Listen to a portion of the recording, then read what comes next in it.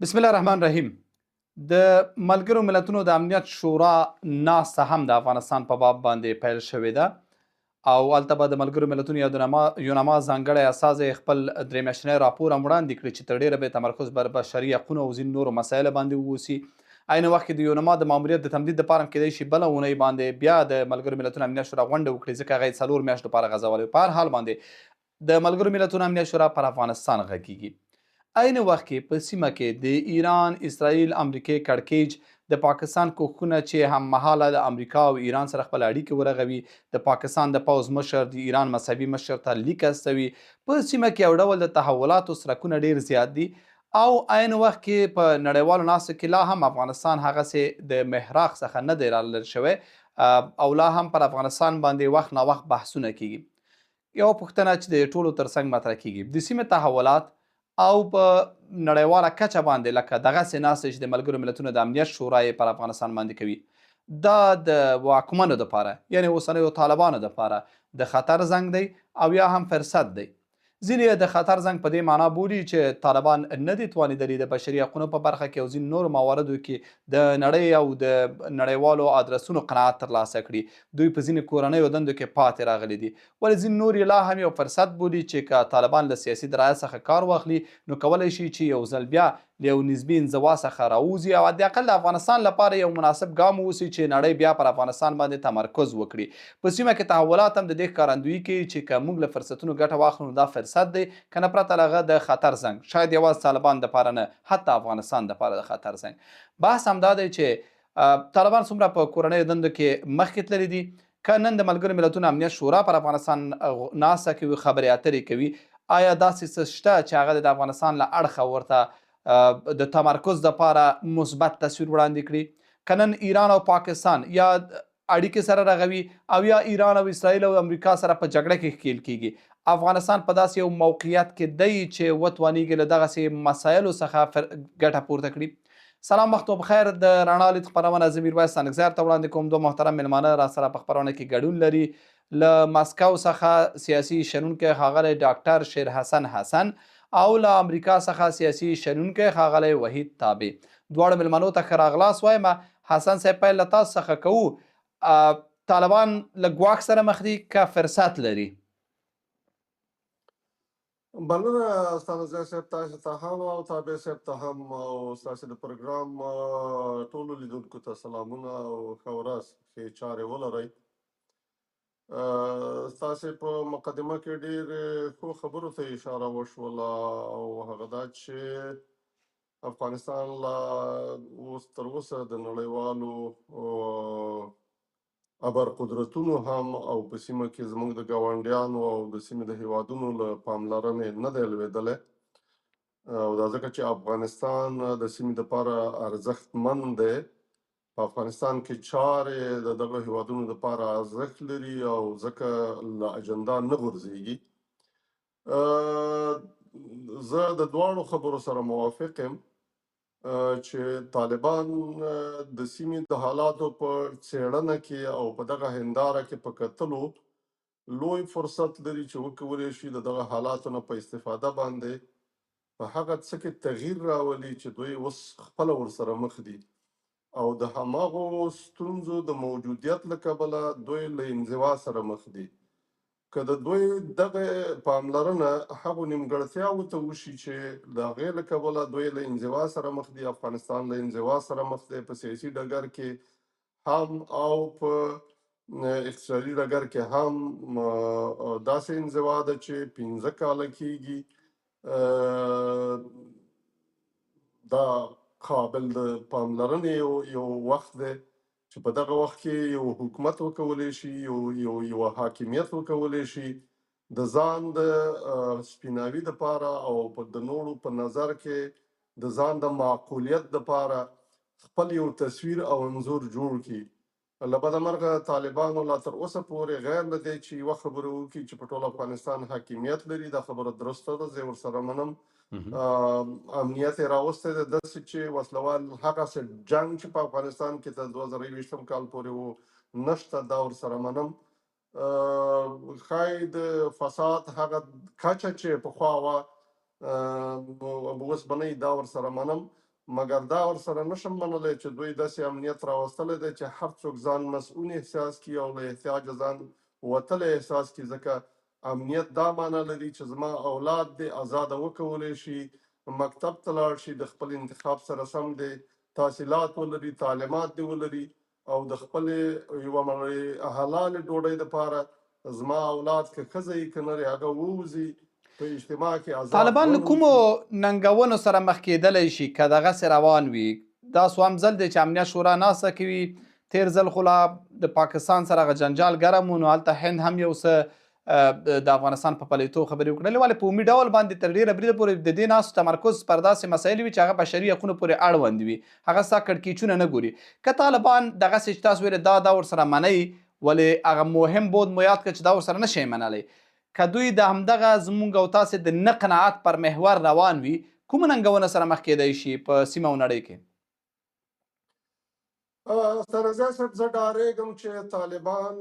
په یوه فقیره ټولنه باندې، په یوه بېوسه ټولنه باندې، په یوه داسې ټولنه باندې چې په اسمان ستوری او په مځکه سیوری نه لري، په داسې ټولنه باندې حاکمیت چلوي او دا حاکمیت بالکل په زور باندې تحمیل شوی یو حاکمیت دی. زه ډارېږم چې په زور باندې حکومتونه د تاریخ په اوږدو کې د دغسې سرنوشت سره مخ شوي دي چې د هغو سرنوشتونو په نتیجه کې طالبان هم حاکمیت ته ورسېدل.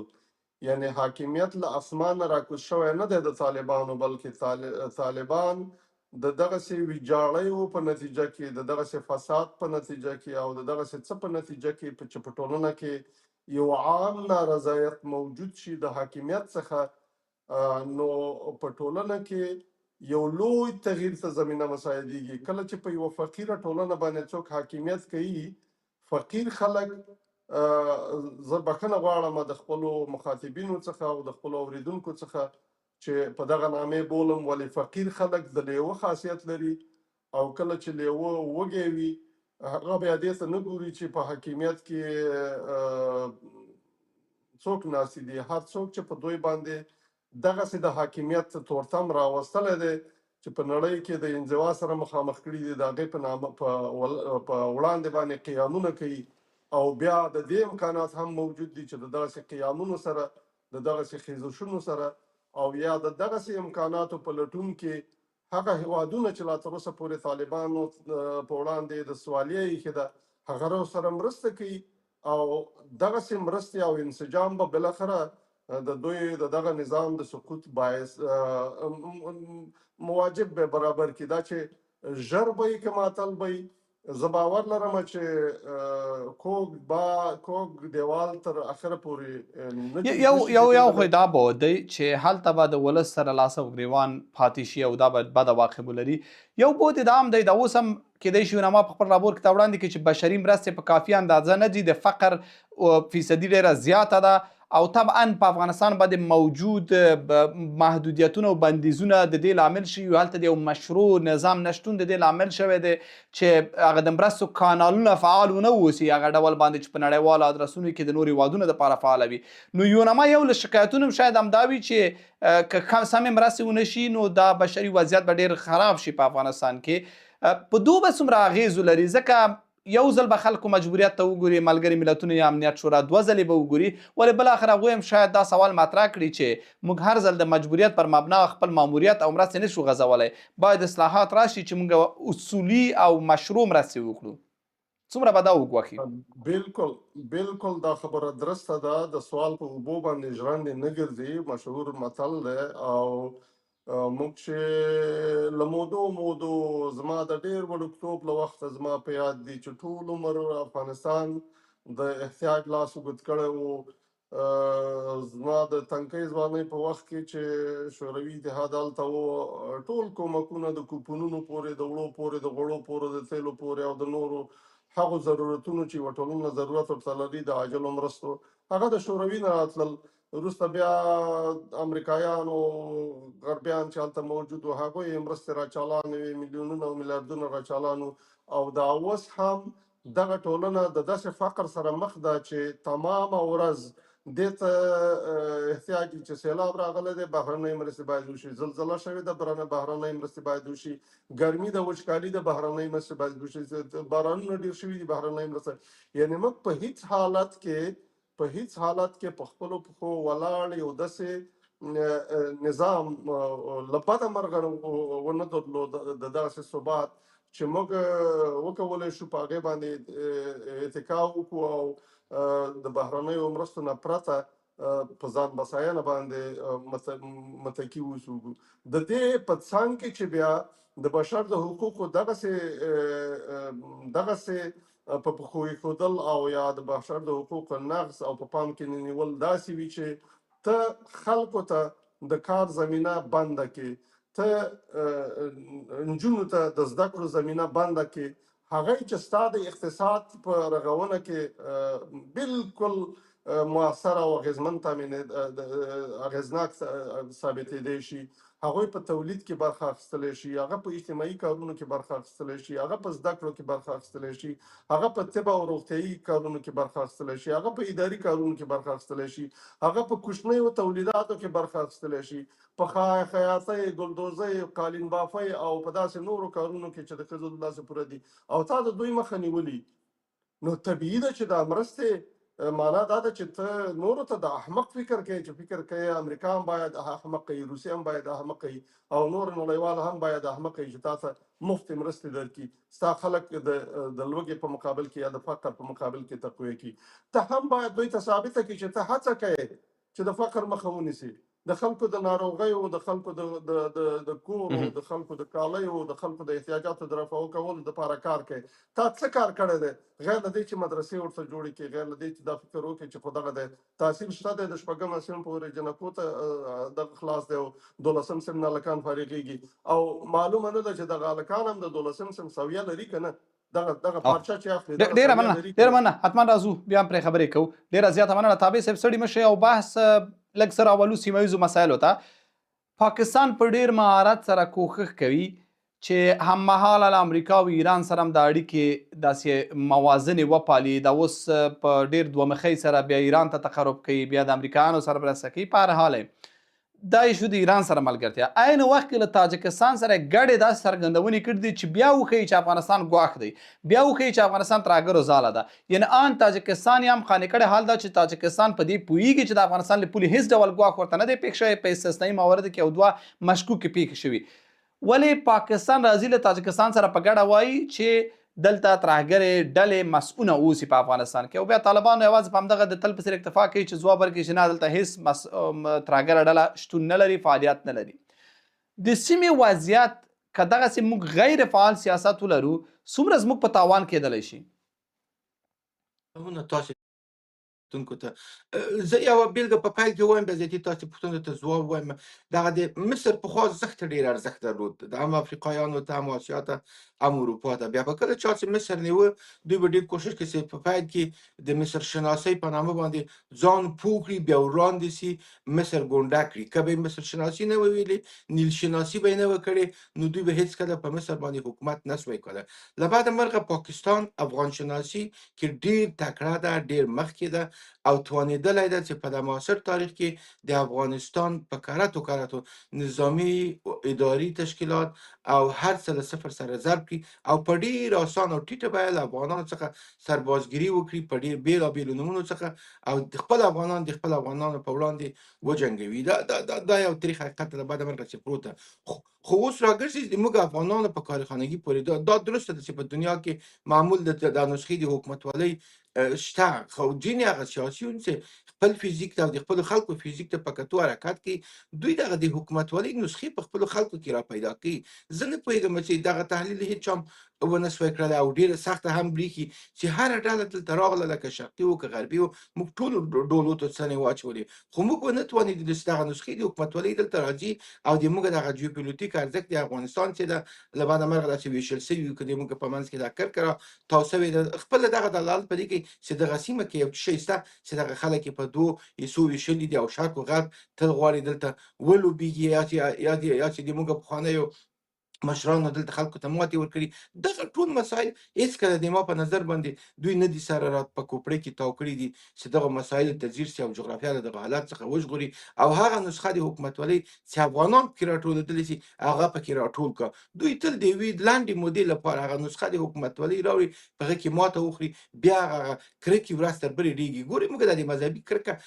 دا ساده خبر نه ده. په دې باندې طالبان یا مجاهدین په کراته دغه ټاپک چې دوی په لاس کې دي خلک پې ډنګري. حوال دا چې د ما په اند باندې له کله نه چې دا نړیواله لومړۍ جګړه چې ختمه سوله دغه 2014 کال کې را په دې خوا نو هماغه چې دا چاپخونې په مغه وخت کې ډېرې رایج ولې د مذاهبو مسله ډېره ګرمه سوله. دغه مذاهب دوی هېڅکله د مسلمانانو په ټوټل کې دغه غټ تصویر د مسلمانانو که سړی سره ټول کړ دا چې زموږ سرشاره نفت د مسلمانانو له دې جایزي حتی بیه یې امریکایان یا غربیان په لاس کې نیولې ده، د سرو زرو د سپینو زرو د دنیا فلمي صنعت دا اوس دغه پروپاګاندا چې د دوی په لاس کې ده. په دغه کې هېڅ د مسلمانانو ځای نشي را پیدا کولی. دا درسته ده چې هر چا خپله دغه خطه یا خپله جغرافیه چې په مذهبي مسایلو کې راګیر کړې ده او خلک په دې باندې سر ورکوي. نو زه فکر کوم چې په دغو ټولو کې دغه دیني اړخ ته که واړئ په دې کې یو مذهب سم ده. داسې نشي کېدلی چې دغه 450 یا 550 ممالک د مسلمانانو د ټولو مذهب دې سم وي. دا درسته ده چې علما وایي چې نه د موږ اختلاف رحمت دی، د دین د رحمت دی علما د موږ دغه سیستم سم مخ ته وړو. موږ دغه مسله ډېره مهمه ده. په دې کې که بحث وشي په دې باندې که خلک دیني علما راټول شي زه فکر کوم که ډېر شی لاسته راسي. دغه مسله ضیاء الحق قصدا عمدا د هغه کارخانګي ولا ده را وټوکوله. په مغه جال کې که تاسو فکر کړئ تر اوسه پورې چې دا د 2021 د عصر د ټکنالوژۍ ده موږ لا اوس هم پکې سره لاس اچوو او پرې راوتلی نه سو. او که ته انتقاد کوې یا وړاندیز کوې په هغې کې په تا ټاپه وهل کېږي، ته نه پرېښودل کېږي، ته په حساب دغه د انګریزانو اګنور کېږي، ته څو حتی له جغرافیې څخه وځي. دقیقا دا یو شالید یا لرلید و د هغه څه چې واقعا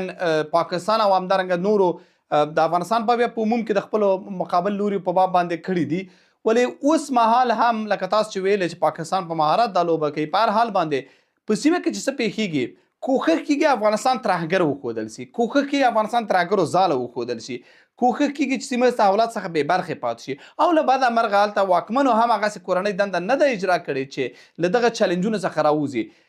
لکه تاجکستان او پاکستان په ګډه وایي چې ترهګر په افغانستان کې دی. حال دا چې تر اوسه داسې پیښه نه ده شوې چې دغه ریښه د افغانستان ته رسېدلې وي.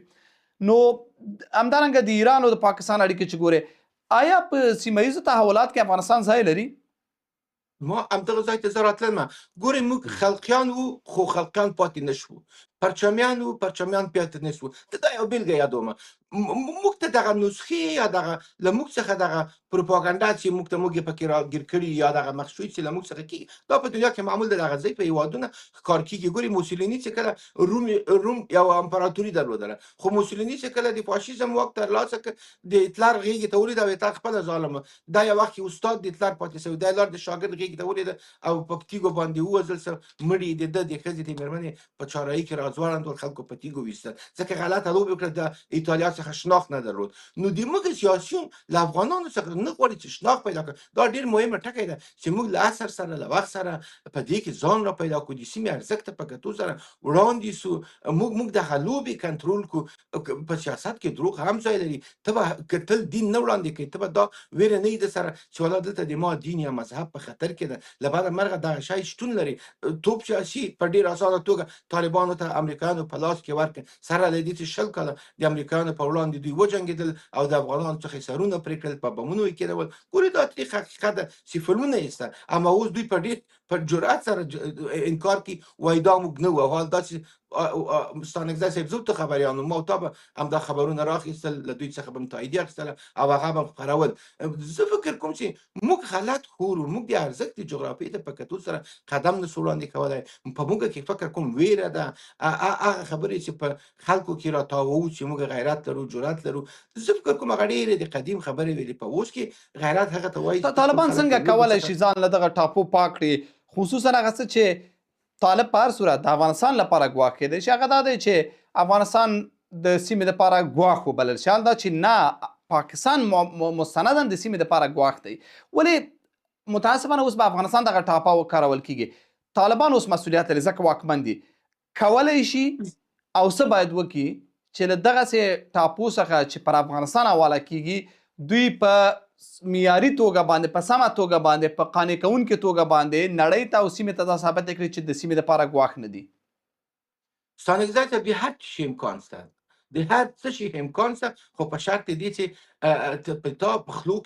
ته په خلو کې هغه جوهر او هغه لواب را پیدا کړي له بعده مرغه دغه موږ ما مخکې تاسو اشاره کړه چې په موږ کې دغه ویلې ده موږ دغه نه صورتولی ته به خپل خلکو ته رجوع کوې که ته خپل خلک په دغه یوه ظرف کې راټول نشي کړلی دغه د اقوامو مسله دا ډېره مهمه مسله ده چې قرباني کېږو موږ تل همدغه مسله ده چې هغه ډېر په اسانه توګه یو بل ته پای ټپ کوو 20 کاله دلته ناتو وله هغه غله و فاجر راغلل له دواړو ولسمشرانو څخه یې باج واخیسته ځانونه یې په قدرت کې په واک کې لیدل او په ډېره اسانه توګه دغه 20 کلن نظام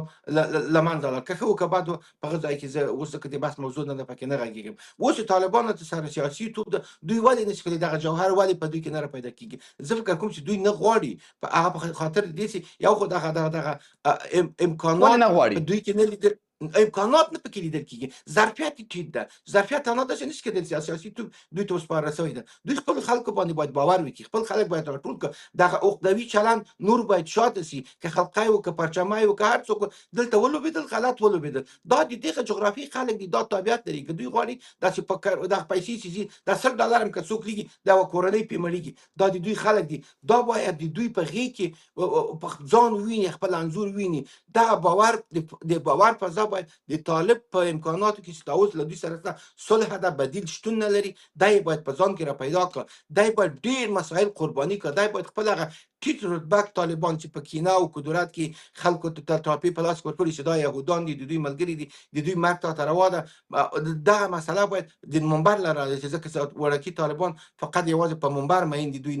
سوشل میډیا او دغه 21مې پېړۍ دغه مسایلو ته دوی غاړه نه ږدي له بعده مرغې قصدا نه ده د همداسې ساتلي دي خپل ګټ په خاطر دوی دغه باور په دوی کې باید جوړ کړه دغه فضا باید رامنځته سي زه ته دغه وطن خلک تم ستانکزی ځم خو په خپل کلي کې زه ته د اوس خپلوان څخه ویره لرو دا ساده خبر نه درسته ممکن لري په سیاست کې شاید تاسو باندې بده ولګي چې والي دا بیرګیا دوی خو د بعد مرغه دغه کرک موږ قرباني او په دغه کرک کې دوی ځان پیدا کړي دوی فقط غواړي ځان ولوبي خو د لوی لوبو کې په لوی مسایلو کې دوی باید کې خپلان پرچمان په روسیا کې پراته دي هغه ور خپل کړي کله غربي هیوادو کې چې د دوی پلوي و دغه ور خپل کې شویګان دي د افغانستان د ایران په لمن کې ولیدل په همدې ډول د اوس د شمالي ټلوالي دغه نور کسان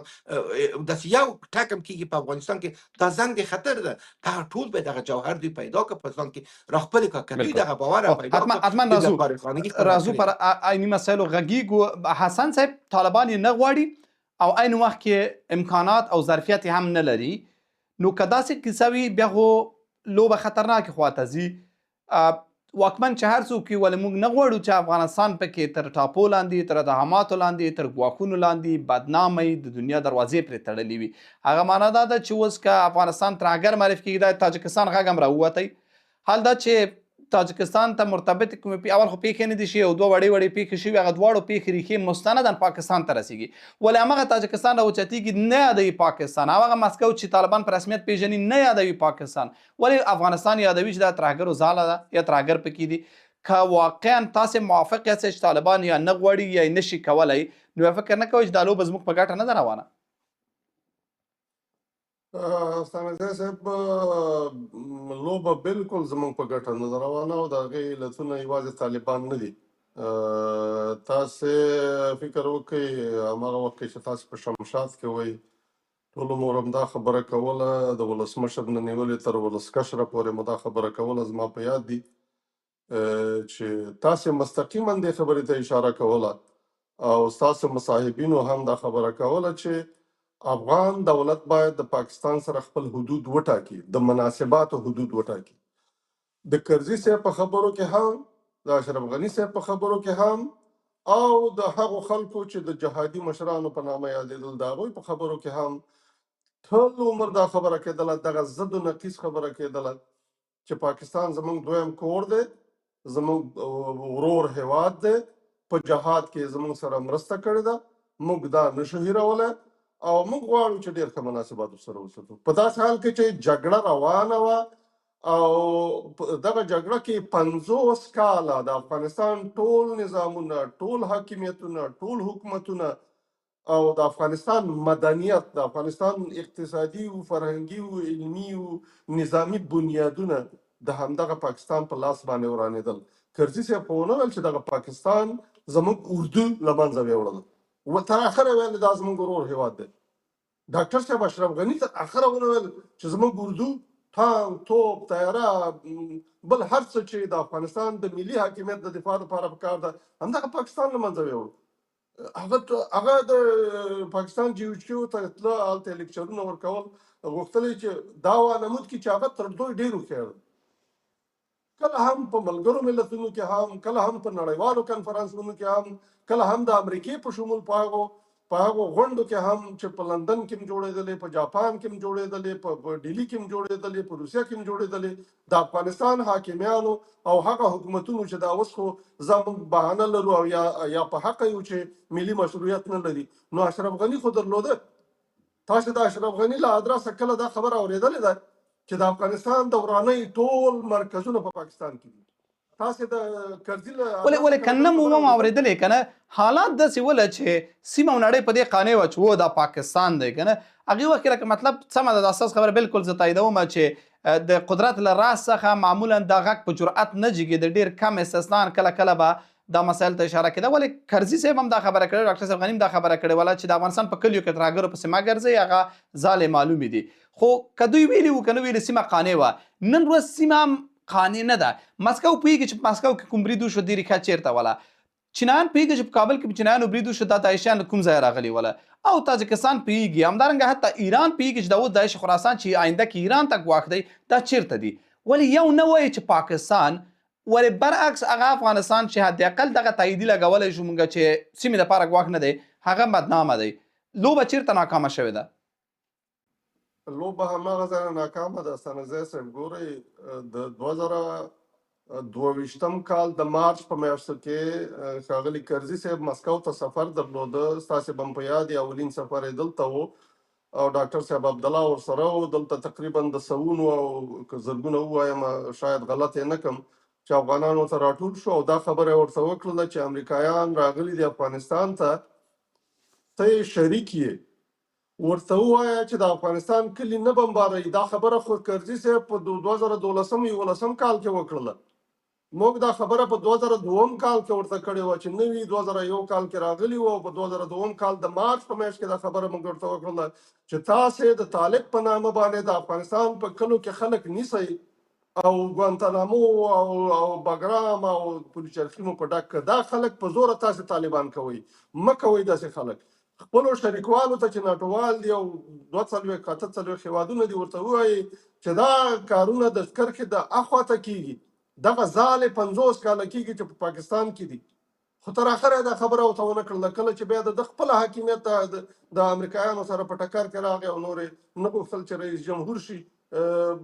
له بده مرغه دا خبره ځای په ځای کوله چې بس امریکایان د دلته بمباري نه کوي. په هر صورت هغه خو تیر تاریخ دی په تیرو پسې ګرځېدل خوند هم نه کوي او ګټه هم نه لري. له دې کبله اوس په کار ده چې طالبان د نړیوال مشروعیت ته غاړې کې نه غواړي خو د دې په خاطر چې په نړیوال ډګر کې د دوی خبره په ډیپلوماتیکو ناستو کې لیدنو کتنو کې په کرسۍ کینی دوی باید د افغانستان د خلکو څخه رایه واخلي. د افغانستان د خلکو هغه زندۍ چې په غاړه کې پرته ده یا دوی وراچولې ده په خپله د فقر زندۍ د دوی په غاړه کې پرته ده دا ترې ووځي چې افغانستان خلک ووایي چې موږ یو نظام لرو هغه نظام زموږ د امنیت دپاره دی د بهرنیانو په مقابل کې د هغو تیریو ځواب ویلی شي چې ډرون یې ځوابولی شي طیارې ځوابولی شي ټانک یې ځوابولی شي راکټ یې ځوابولی شي. له بده مرغه نه شي کولی. له بده مرغه یو فقیر هیواد دی د طالبانو په لاس باندې لوېدلی دی او هغوی فکر کوي چې په مدرسو به یې وساتي نه شي ساتلی. له دې کبله د دې په خاطر چې پاکستان او د تاجکستان غوندې د یو هیواد په شمول باندې او یا بل هغه هیواد چې د پاکستان سره همغږي کوي او فکر کوي چې یا به تاجکستان ته او یا به ایران ته او یا به د افغانستان نورو همسایګانو ته ترهګري له افغانستان څخه ورځي قطعا داسې نه ده. ګورئ د پاکستان او د دې نورو هیوادونو دشمني د طالب سره ده یا نه ده د افغانستان سره ده. څوک چې په افغانستان کې حاکم وي اوس طالب حاکم دی دوی د افغانستان کې نظام نه پرېږدي امنیت نه پرېږدي ترقي نه پرېږدي آبادي نه پرېږدي. له دې کبله په کار دا ده چې خپل خلک په ځان راټول کړي او د خپلو خلکو د راټولولو په نتیجه کې ملي مشروعیت ترلاسه کړي تر څو امریکا ته هم د خبره معقوله وي، روسیې ته هم د خبره معقوله وي او نه یوازې روسیه په رسمیت وپېژني بلکې د نړۍ نور هیوادونه یې د یو سیال هیواد په توګه په رسمیت وپېژني او د دې خبره په نړیوال ډګر کې مطرح شي. اوس مطرحه نه ده له بده مرغه. ډیره مننه تابع صاحب. ملګري ملتونه یا تر هغه هم ډیر زیات مهم امنیت شورا چې دی نن هم په افغانستان باندې جلسه لري،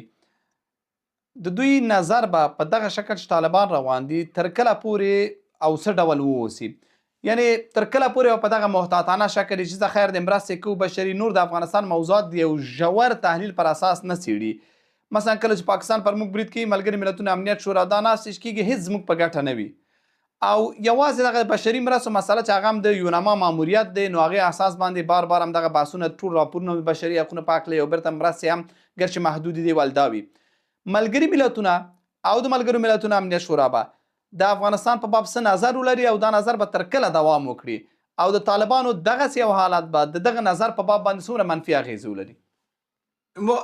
یو دوه درې ورځې د مخکې ما یو مقاله ولوستل، یو کس د په نامه د فریدون روادګر هغه ډېرې ښې مقالې لیکي. هغه دا د شاهزاده د عربستان د محمد بن سلمان په هکله لیکلي وو چې ملک فیصل یې ښودلی وو چې هغه قرباني د خپل تون سیاست څه محمد بن سلمان هم په همدې ډول راوړاندې څه ښه ښورېده، خو ځینې مواردو کې کله کله وایي هغه خپل غرور ته په کتو سره وړاندې کېده چې د پردو تر شا همدغه غربیانو چې د دوی نفت اخیسته د پترو ډالر مسله خو ډېره په بازار کې ګرمه وه چې هغه د امریکایانو په لاس کې ده له بده مرغه د پترو ډالر په مسله کې وایي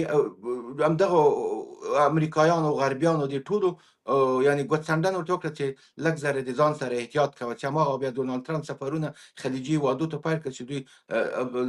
خپلې څڼې د نجونو ورته واچولې او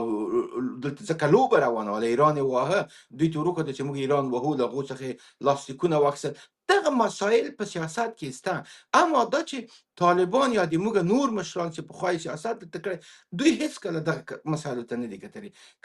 که دا اوس په ملل متحد کې چې تاسې د پوښتنې مسله ده که د موږ د استازی که دلته ناسته یا که دوی غواړي د افغانستان په مسله کې خپل خبر یا نظر وړاندې کړي هغه چا سره چې جغرافیه کې واک پروت ده هغه یې باید ثابته کړي. طالبانو دغه مسله اوس نه ده ثابته کړې چې د ملل متحد په نمایندګۍ کې چې هر څوک ناست چې خپله د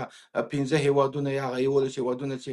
د دایمي غړي نه دي او استازولي دلته کوي په سیاستونو کې غواړي چې هغه د پیسو کڅوړې شاوخوا هېوادونو ته لکه ایران کې ته 30 کاله دلته جمهوریت پروت او ایران ته په پټه کې پیسې ورکړي تر څو په ناتو قوتونو باندې برید ونشي ځکه چې هغو دا 50 کاله مرګ به امریکا او مرګ به صهیونیزم نارې وولې او هغه یې چوپه خوله ساتلي وو. دغه مسله په افغانستان کې دننه هیڅ کله نه لیدل کېږي. ما مخکې تاسو اشاره وکړه چې نه پوهېږم چې دغه څه مسله ده چې افغانان ښه جغرافیه لري دلته شرقي او غربي مسایل راځي موږ پکې ځان نسو پیدا کړی. هغه څوک چې د موږ تر شا درېږي موږ خپلې مشکلات ستونزې هغو ته نسو حل کړی. دا په دنیا کې معمول د درېیم درجه هېوادونه چې د چا په ویش کې راځي یا څوک تر شا درېږي که دوی چې له تا څخه غواړي ته به هم هغه خپله وړاندیز ورته کوي چې وروره دا هم د ما که د پاکستان دا مضره لابي روانه وي د افغانستان پر وړاندې لکه ما مخکې حسن صاحب څخه پوښتنه وکړله حال دا چې ټوله ترهګري ورګرځي پاکستان ته ولې پاکستان کوښښ کوي یعنې تاجکستان غوندې یو هېواد هم په دې قانع کړي یا د ځان سره ملګری کړي چې غږ وکړي چې هو ترهګر په افغانستان کې نه پوهېږم دومره ډلې دي او دا مسونه دي هلته فعالیت کوي او دا هغه حال دا چې دا واقعیت نه دی. که د پاکستان دا مضره لابي روانه وي او افغانستان داسې معرفي شي چې ګواښ دی د ترهګر دپاره مسؤل ځالې دي څومره به نور افغانستان تر فشار لاندې واقع شي که موږ هوښیار نه شو واکمن اقدامات ونه کړي او بالاخره واقعا یو سم حالت خواته لاړ نه شو او یوازې میدان پرېښی پاکستان ته او پاکستان په نړیوال سټیج کې په ډېر اوچت غږ سره بالاخره په سیمه کې حتی د افغانستان د بدنامۍ کوشش کوي.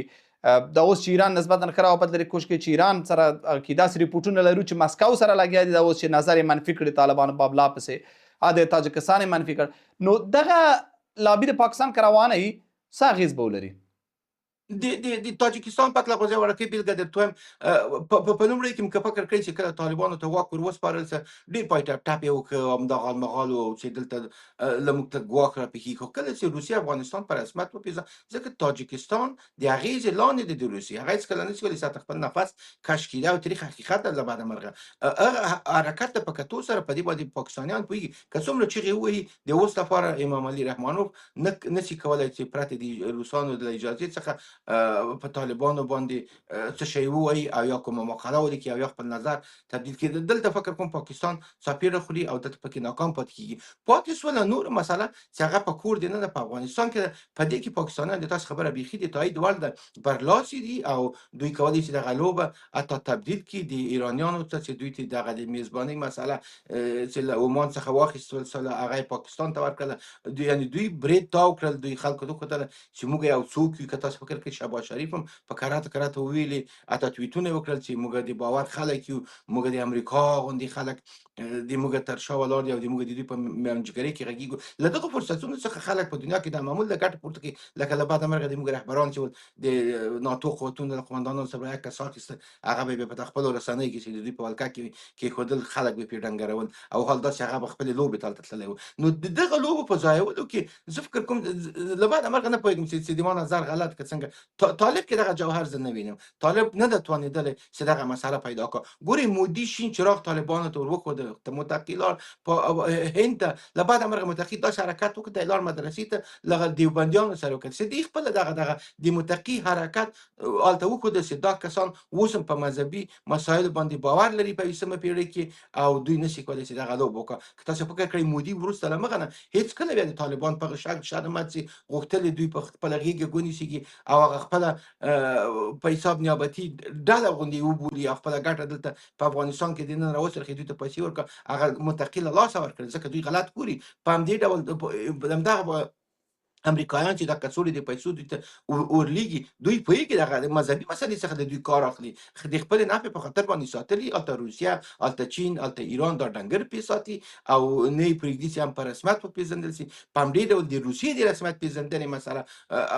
همدغه مسله ده. داسې ایران دا اوس دوی ته په ډېر ښه توګه باندې ګوري. دا هم دلته د کرک او ویرې چې په سیمه کې د مذهبي مسایلو پرته ده او ایران آخر خپل به څه نیابتي کېږي ډلې تابع صاحب؟ څه به کېږي اوس طالبانو آخر کې ظرفیت نه ګورئ او نړۍ خو روانه ده، نو بس پاکستان هم هغه د خپله لابي کوي، سیمه کې هم تحولات روان دي، ملګري ملتونه به هر وخت ناستې کوي او ناستې هم اکثره لکه څنګه چې مخکې ویلي د یو سرنوشت موضوع نه وراخوا ډېری بریده پورې په یو محدودو کومکونو باندې راڅرخي، خو بالاخره خو به یو څه کېږي. ګورئ دا کله چې رولای خمیني چې په ایران کې واکمن شو، که تاسو فکر کړئ، زه بیلګې په دې خاطر یادوم چې دا د موږ جغرافیې ته ډېرې په درد خوري. هلته په عربستان سعودي کې ښځې هم ډریورۍ مې کولې، په علمي صنعت کې هم کار کوو. خو کله چې دلته کامیابه شو رولای خمیني په مکه کې یو کس راجګ شو او د مکې